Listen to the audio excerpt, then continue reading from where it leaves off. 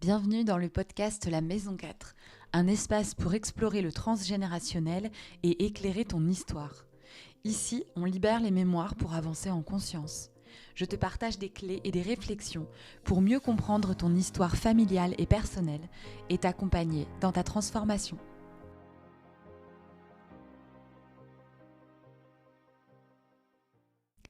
Bonjour et bienvenue dans ce nouvel épisode du podcast La Maison 4.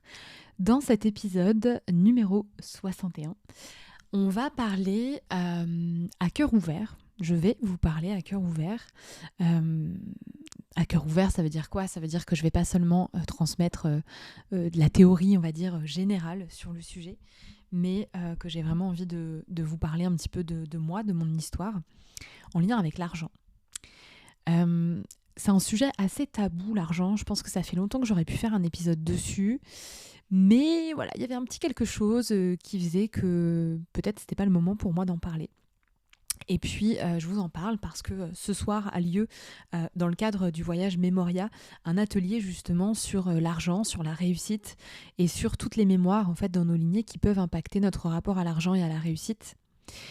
Memoria, c'est un voyage sur 12 mois avec un atelier par mois, une thématique par mois qu'on va développer à la fois dans l'aspect théorique et puis avec une pratique qui vient pacifier justement notre lien à cette thématique. Donc ce soir dans Memoria, en tout cas le jour où sort cet épisode, a lieu cet atelier qui sera par la suite disponible en replay et que vous pouvez acheter à tout moment, voilà, soit le voyage complet avec les 12 ateliers, 12 thématiques, soit uniquement l'atelier à l'unité sur le sujet qui vous intéresse.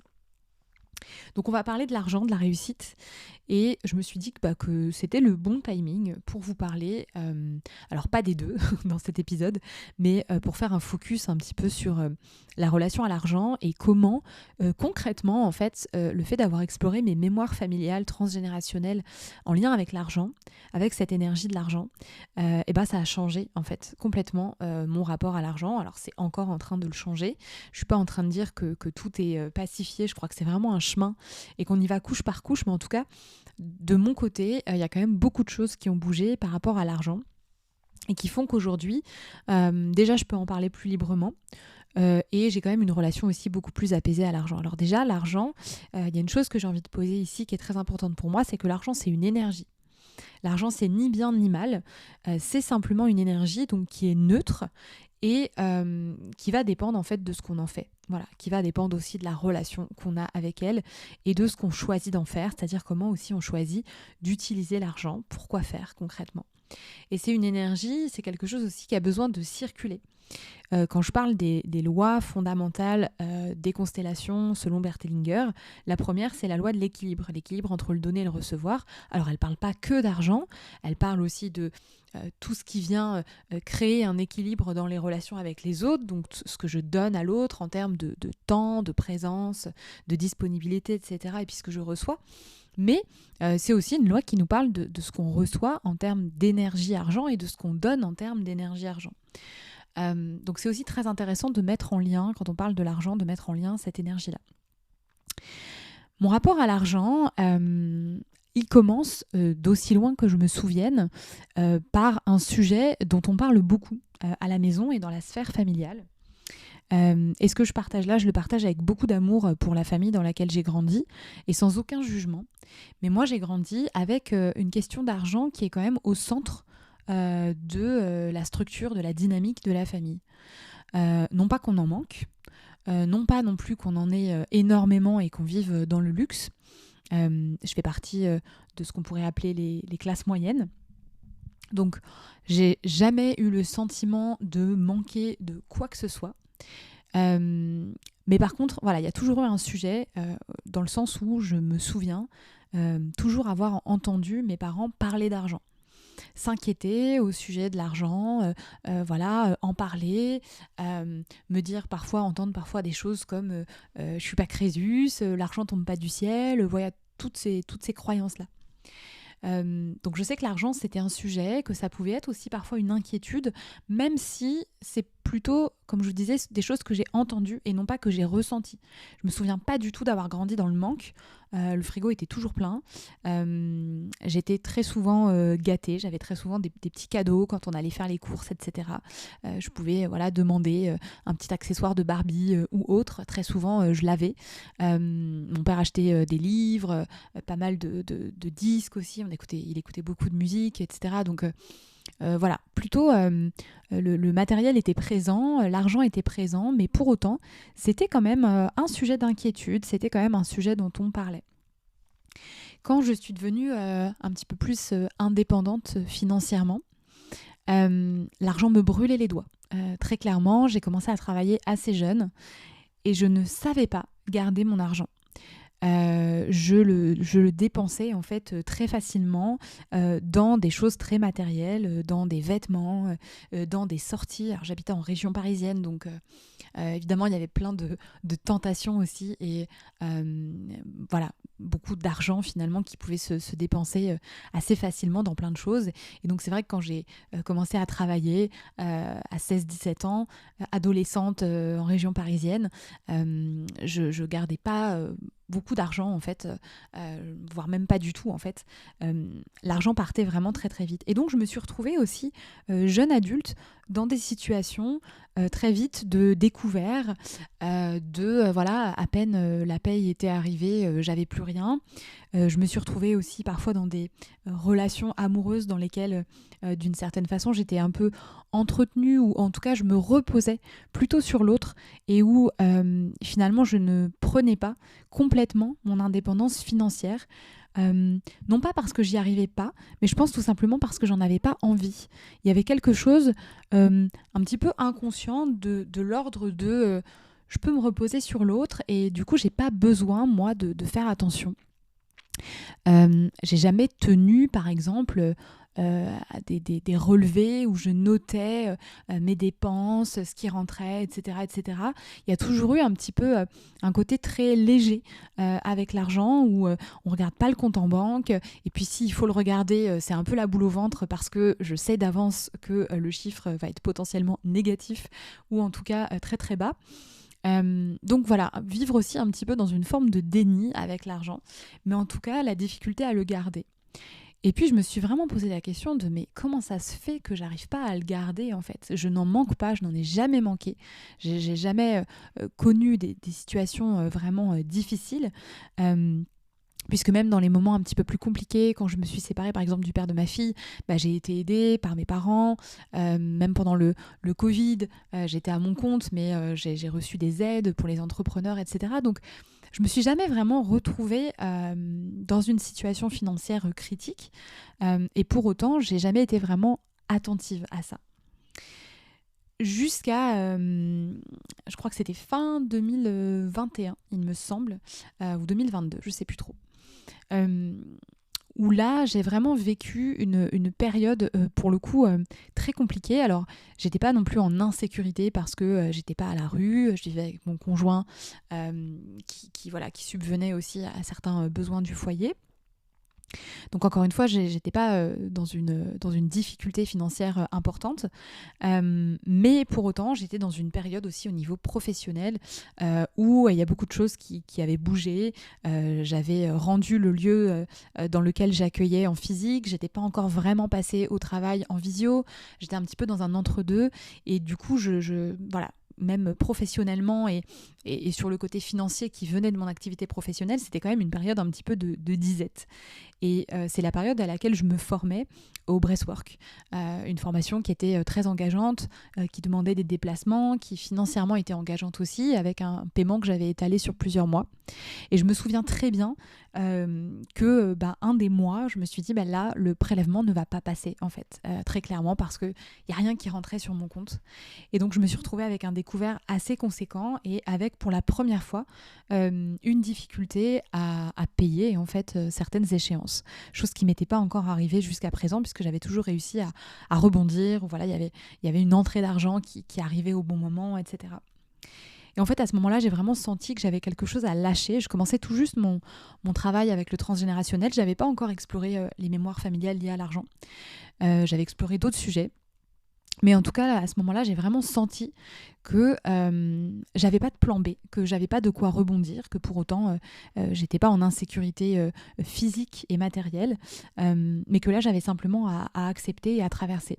Donc j'ai accepté, j'ai traversé, j'ai passé quelques mois pour le coup à faire mes comptes, à vraiment faire attention, à vraiment limiter mes dépenses. Ça m'a permis d'avoir aussi une autre relation avec l'argent.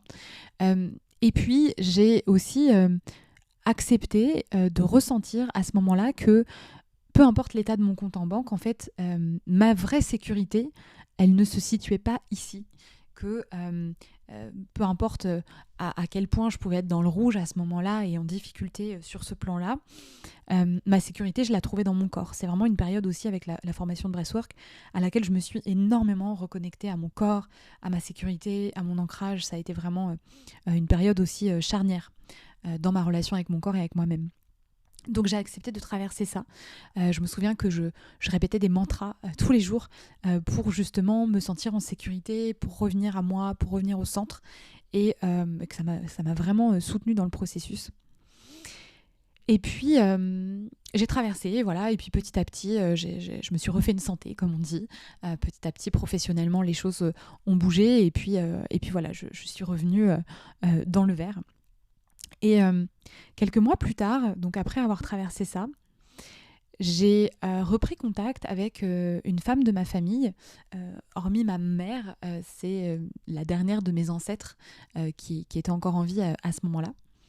La sœur de ma grand-mère maternelle, qui vivait dans le sud. Et je suis partie avec mon conjoint fêter un nouvel an dans le sud, du côté d'Avignon. Et elle était à, je sais plus, 1h20 de route peut-être. Et je me suis dit, c'est le moment peut-être d'aller la voir et puis de lui poser des questions, de savoir un petit peu aussi son vécu, pourquoi pas, si elle a envie de me le partager. Et donc on a été chez elle et je lui ai demandé de me parler de ma grand-mère, de me parler de sa mère, donc mon arrière-grand-mère, dont j'ai déjà parlé dans ce podcast.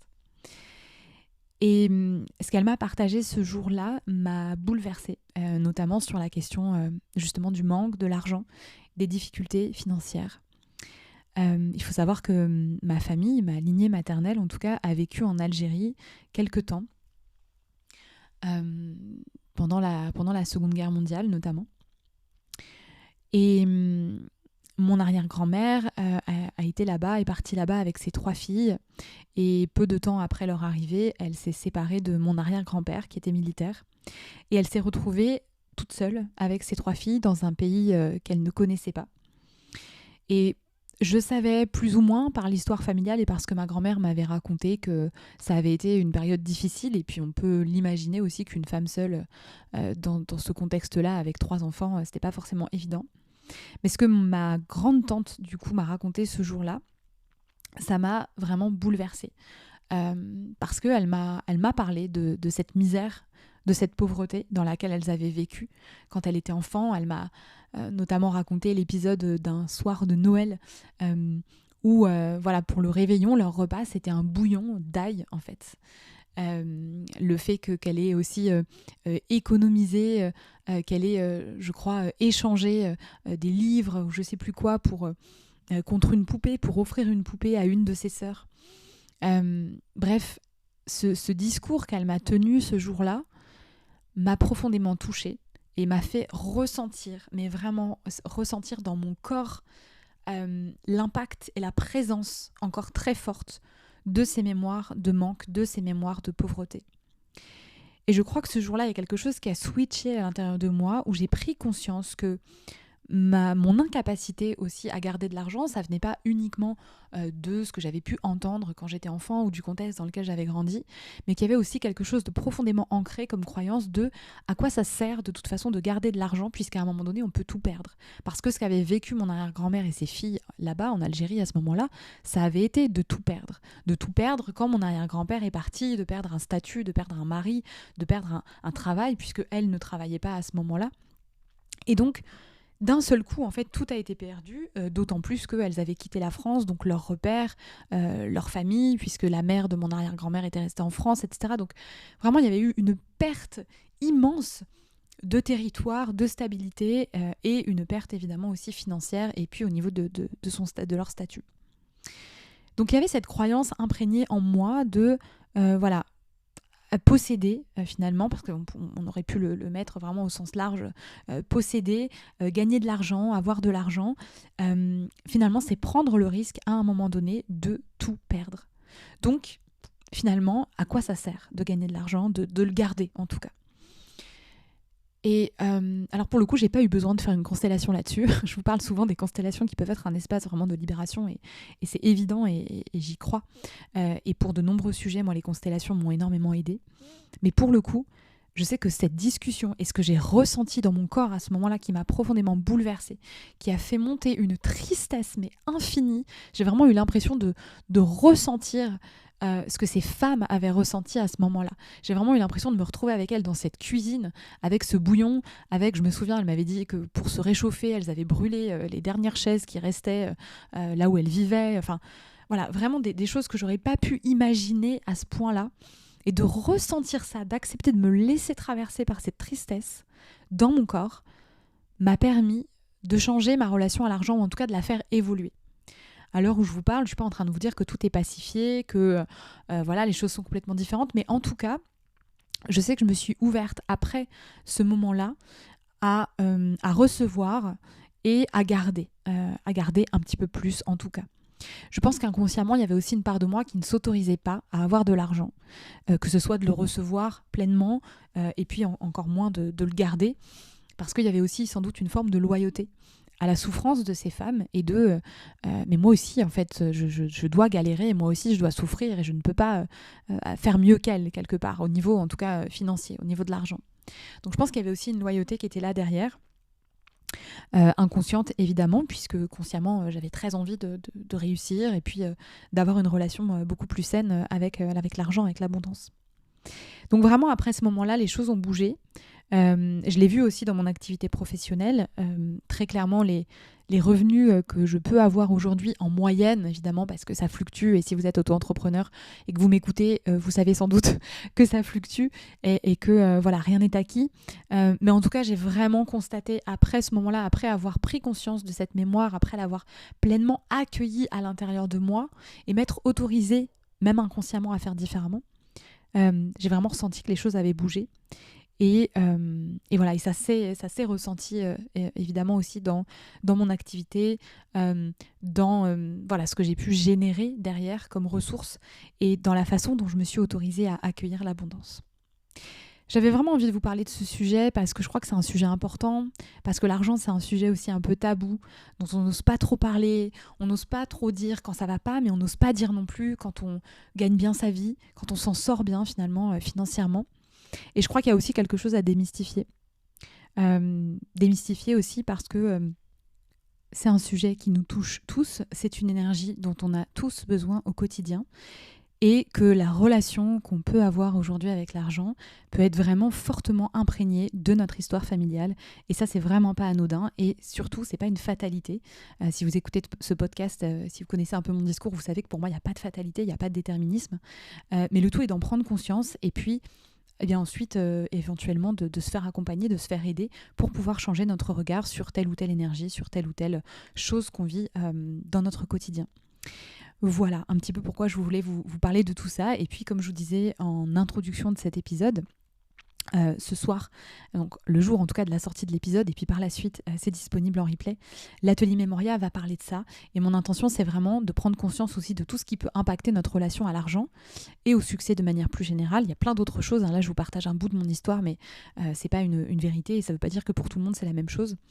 Mais tout ce qui peut impacter notre rapport à l'argent, à cette énergie, et puis comment faire justement pour tisser un nouveau lien avec cette énergie et pour accueillir pleinement cette énergie et peut-être changer nos croyances ou notre regard sur l'argent. Voilà, j'espère que cet épisode vous aura parlé, peut-être qu'il y a des choses qui auront résonné avec votre propre histoire. N'hésitez pas à partager un commentaire ou vos retours si quelque chose résonne avec vous. Et puis je vous dis à la semaine prochaine pour un nouvel épisode. Merci de votre écoute.